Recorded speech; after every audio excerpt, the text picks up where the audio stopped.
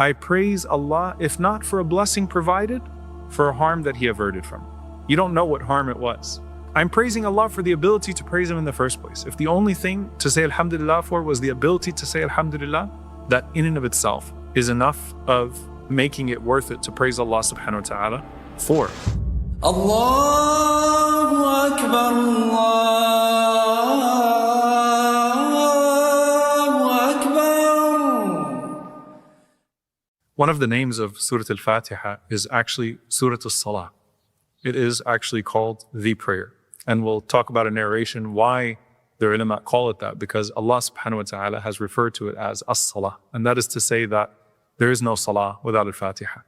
But I want you to imagine if you were there with the Prophet ﷺ when he received as-salah. The same way that he received as-salah, as in the prayer, and al-Isra wal-Mi'raj on the night ascension, and we put ourselves in the position, because salah is Mi'raj al-Mu'min. It's the ascension of the believer.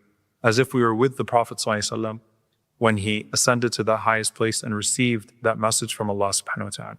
Likewise, imagine you're with the Prophet ﷺ.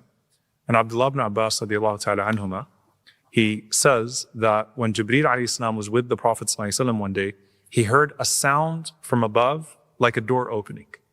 And he looked up and he said, هَذَا بَابٌ قَدْ فُتِحَ مِنَ السَّمَاءِ. This is a door that has opened from the heavens, and it has never been opened before.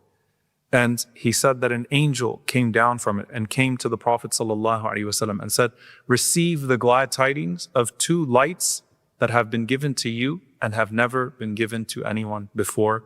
And that was Al-Fatihah and the last two verses of Surah Al-Baqarah. These ayat came to the Prophet ﷺ from Allah subhanahu wa ta'ala, and you will never recite a single letter of them except that you will be granted what you are asking. SubhanAllah, if you imagine that there's no equivalent of Al-Fatihah in any scripture before, that no prophet was given a gift, no ummah was given what we were given through Surah Al-Fatihah. You enter into your salah and the conversation with the King of Kings begins. Now, the Quran is a monologue. Allah speaks directly to us. And what we learn from that process of the Quran being a monologue is two things. And Imam al-Ghazali rahimahullah said that the division of how the ranks of the believers are in regards to their conversation with Allah is that there are those who can anticipate and connect with the Quran as revealed to the Prophet ﷺ. And then there are those who interact with the Quran as if it was revealed to them. And then the third, which is the highest, are those that put themselves in the position as if Allah is speaking to them directly, meaning as if they're feeling it, they're sensing that conversation with Allah subhanahu wa ta'ala. But the Quran is a monologue. Dua is a dialogue, right? Dua is two ways. Allah subhanahu wa ta'ala speaks to us and we speak to Him. And a dua huwa al-ibadah, as the Prophet ﷺ said, supplication is worship. And when it comes to Surah Al-Fatihah is a dialogue with Allah subhanahu wa ta'ala. And it's a beautiful dialogue. Allah subhanahu wa ta'ala says in the Hadith Qudsi, قَسَمْتُ الصَّلَاةَ بَيْنِي وَبَيْنَ عَبْدِي نِصْفَيْنِ. I have divided this prayer between me and my slave into two halves. So as-salah here is referring to Al-Fatihah.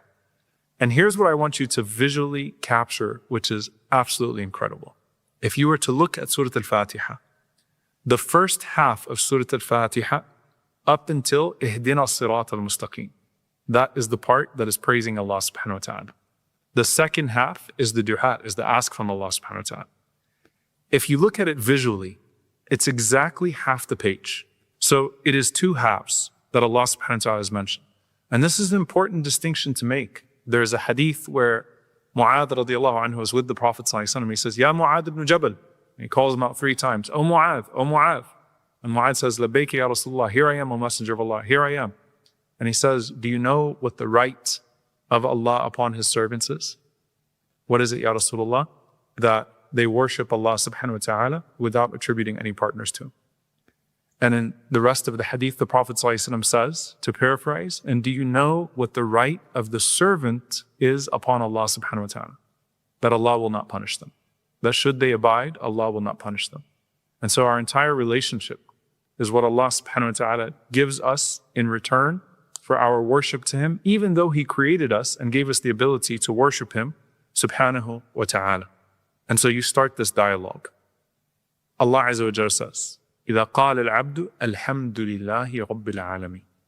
When my servant says, Alhamdulillahi Rabbil Alameen, all praise is due to Allah, the Lord of the worlds. Allah says, Hamadani Abdi. My servant has praised me. Who is Allah talking to? Remember when Allah prays upon us, He's talking to the angels. So imagine Allah talking to those that are with Him and saying, my servant over there, my servant praised me. And Alhamd, in this regard, is such a beautiful way to approach Allah, because Hamd is a comprehensive way to praise Allah.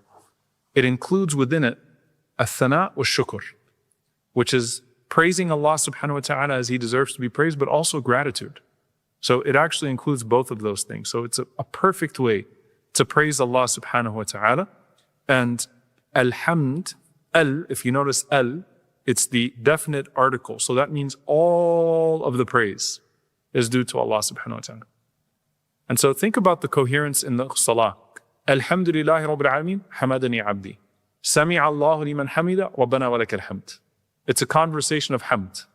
I praise Allah, Allah acknowledges that praise, and Allah subhanahu wa ta'ala lets the angels know of that praise. Now, what is the hamd for? Because you want to visualize to be able to appreciate your salah. You're praising Allah for who He is, even though He doesn't need your praise. So who He is.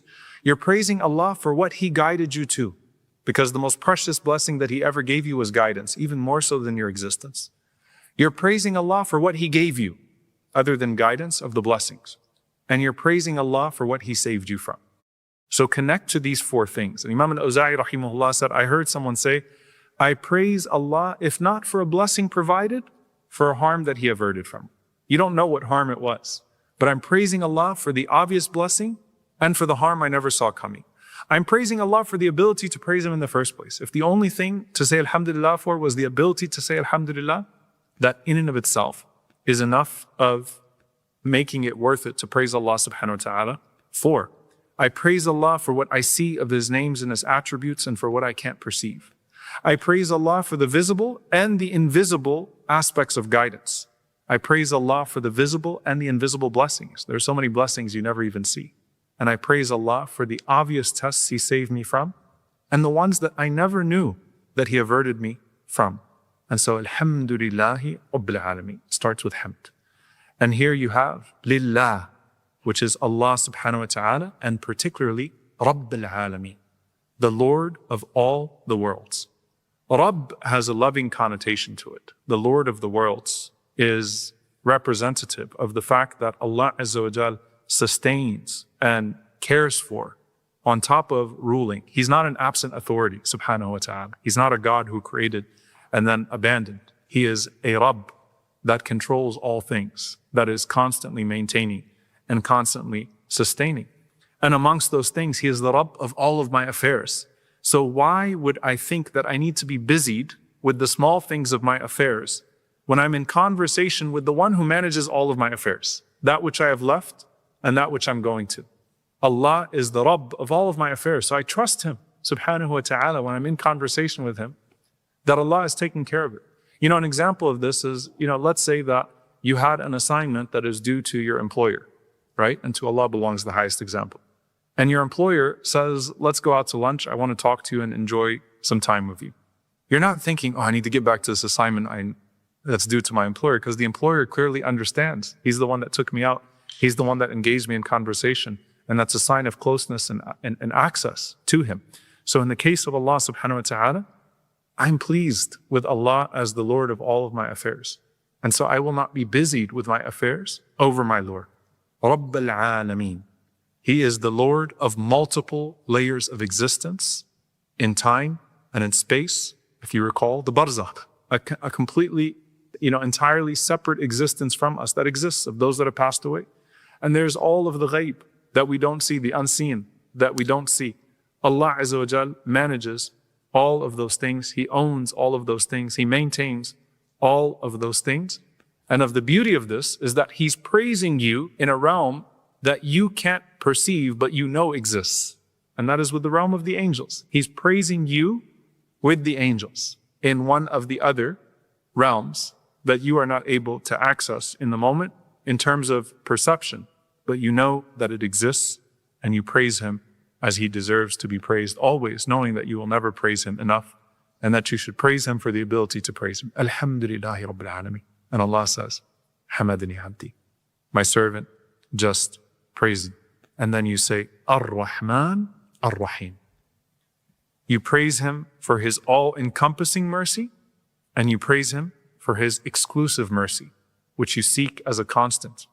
You see, Ar-Rahman, His mercy encompasses all things. Everyone benefits from Ar-Rahman. Every form of rahmah, every form of mercy that exists as an extension of what Ar-Rahman bestows. But as for Ar-Rahim, there is a consistent mercy. وَكَانَ بِالْمُؤْمِنِينَ رَحِيمًا. Allah is especially merciful to the believers. As Ibn Abbas radiallahu anhuma said, Rahman in this dunya, Rahim in the akhirah, that there is a special type of mercy that you seek from Allah subhanahu wa ta'ala. So you praise Him, Ar-Rahman, Ar-Rahim. And Allah subhanahu wa ta'ala says, Athna alayya abdi. You see my angels.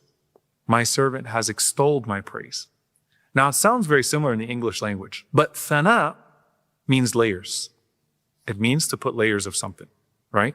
So my servant took the praise that he already gave me and he put praise on top of that praise. Athna alayya abdi. So my servant beautified his praise with an extra layer of praise.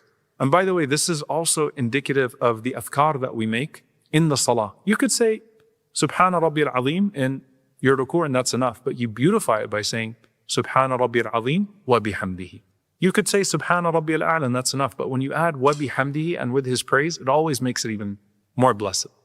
The Prophet ﷺ mentioned the completeness of Subhanallahi wa bihamdihi. So you added onto that praise.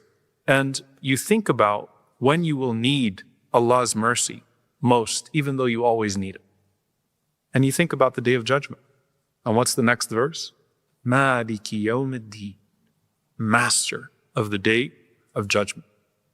And subhanAllah, you move, as the scholars say, from praising Allah for His Jamal to praising Allah for His Jalal, for praising Allah for His beauty, to praising Allah for His majesty, for His authority. There is a fear that exists, a trepidation when the believer thinks about Yawm ad-Din, thinks about the Day of Judgment, resurrection, retribution, debt, right? And it shows you that when the believer asks, the believer is thinking about the Day of Judgment much more than they're thinking about the matters of this world. Maliki Yawm ad-Din. Maliki Yawm ad-Din refers to Allah subhanahu wa ta'ala as the sole authority, the purveyor of justice, the one who will judge. And so I come to you, O Allah, not just for mercy in my worldly affairs, but more importantly, for mercy on the Day of Judgment. And this is connected, by the way, to the initial hamd, to the initial praise. Allah subhanahu wa ta'ala says, وَقُضِيَ بَيْنَهُمْ بِالْحَقِّ وَقِيلَ الْحَمْدُ لِلَّهِ رَبِّ الْعَالَمِينَ. That when the judgment takes place and it's all said and done, and the gavel drops, then it is said, Alhamdulillahi Rabbil Alameen. When we think about people who have been dealt with injustice, there's hamd on the Day of Judgment when they see that on Yawm ad-Din, Allah did not forget the debt that was owed to them, the injustice that was committed against them. We think about that especially with our brothers and sisters in Gaza, that think about the hamd, the relief that you feel when the injustice that bothered you, you see that Allah subhanahu wa ta'ala did not let it go, right? So you go from praising Allah subhanahu wa ta'ala for His encompassing mercy, and then specifically His authority. And this is the difference now between Athna alayya abdi and what Allah says after you say Maliki yawmiddin. Allah says after you say Maliki yawmiddin, Majjadani abdi. Majjadani abdi. Which would mean my servant has glorified me. The difference between thana and tamjid. Thana is all-encompassing praise. Tamjid is glorifying Allah for specific notions of kingship and authority. Okay, so it's a very specific type of praise. And by acknowledging Allah subhanahu wa ta'ala's unique authority, you're acknowledging your state of servitude. That you are a abd in complete need of His mercy and accountable to His judgment subhanahu wa ta'ala.